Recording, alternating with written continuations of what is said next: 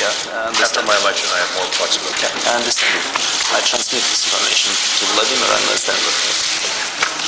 Alan West, America's most decent, honest, and patriotic congressman, was targeted for defeat by the left, mainly because he is decent, honest, and patriotic.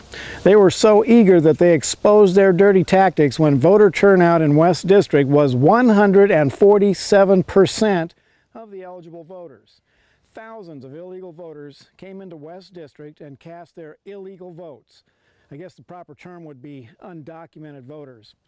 Either way, they cheated and committed crimes to sabotage honest elections. Now, if Alan West's election was tainted by 147%, how badly was the presidential election tainted? Enough for a major investigation, I'm sure. Every election district should be vigorously investigated, and every tainted election should be declared null and void by the courts.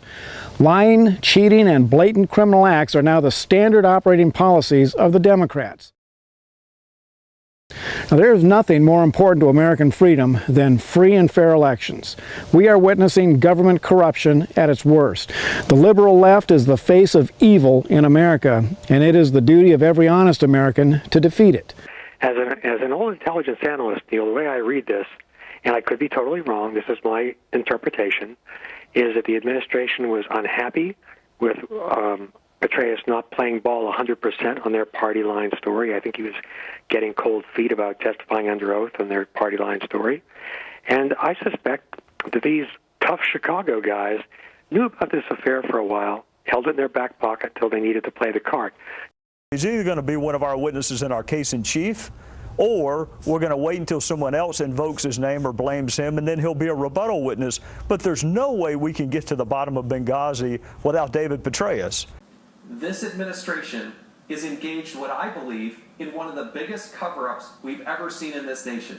And normally the cover-up is worse than the crime, but the crime itself, what happened on the day of that event, I think when we get to the bottom of this country will not believe what actually happened. But the idea that the FBI is investigating the CIA director for a extramarital affair is just extraordinary. I have never seen it happen.